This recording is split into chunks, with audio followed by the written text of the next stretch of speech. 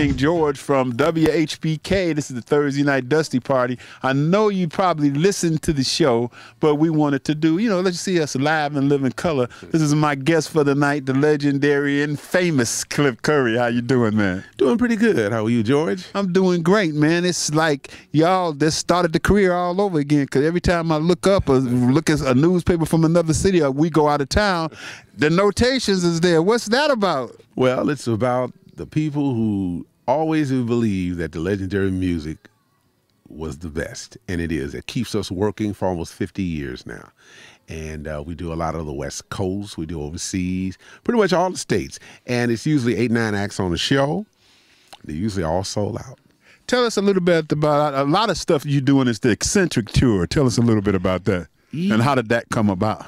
Okay, yeah, I was introduced to Bob Sevier and Ken Shipley about 7 years ago through Syl Johnson. And through Syl, because that was our original first producer. Right. Syl introduced us to them, and they started up a company. And what they do is they found a niche for the B-sides of all of your hits. And based on that, they've been picking up work here and there. And the thing about it is that all of the B-side songs I had to relearn, because I only sang them once in my life. Yeah, that was funny. I was playing something, and I said, "Hey, man, you know that?" He said, "Who is that?" I said, "It's you." Yeah, because you don't only sing them but once, because radio stations always play the A side, so the B never gets no play. Which is different from the mobile jock, because my man Smooth T over there looking for music, he'll tell you that mobile jocks want to play the other side. We want two-sided hits, so a lot of y'all stuff we was playing, and a lot of stuff that staples.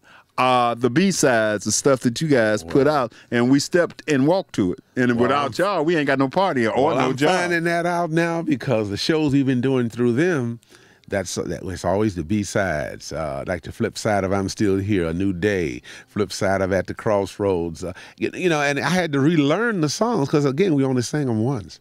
The only time you did it when you did it in the studio. Yes, yes. And I found that out, too, kind of. A lot of times they don't know what the folks are listening to in the streets, because when the Temps was doing Papa Was a Rolling Stone in their first hit, and they came there and they said, "Man, y'all got to do that." He said, "Got to do it. We just recorded. We really ain't got no steps for it." Right. But the street jocks was playing. As soon as we heard it, the first note hit, we loved it. And it's the same thing about a lot of stuff y'all do. Right, so we're in love with all of y'all music. That's not what mainstream radio said to play. I have learned that. And it's amazing to me that they found this niche, but they did, and that's just more work coming our way.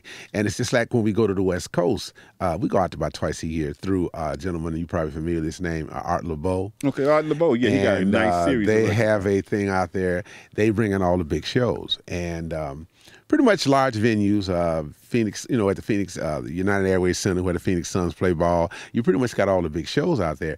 And the audience out there, when I started doing this almost 9 years ago, our audience out there, I was totally knocked off my feet, is 90% Chicano.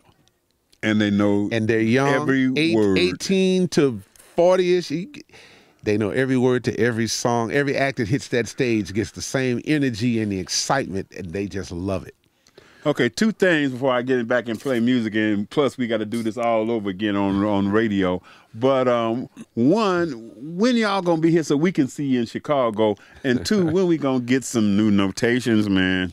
Okay, number one, Chicago has changed a lot. There's really not a lot of work here, unless we do the 70s Soul Jam, which that's the area crown usually. So most of our work is out of town. Man, Now, what I do plan on having very soon, hopefully I can get it planned and set before the end of the year. We're going to do a 50-year anniversary. And the reason that I want to do that, I want to do it because one of my original members, Jim Stroud, he's still living, and I want to do this while we're still here. Okay. That makes sense. So I'm planning that, but I want to do it in a big way. I just don't want to go to a lounge and do it. I want to really have something that's going to be memorable. I want it to be memorable, Number two, got something coming at you. New CD, brand new. It's going to be entitled Notations Moving On.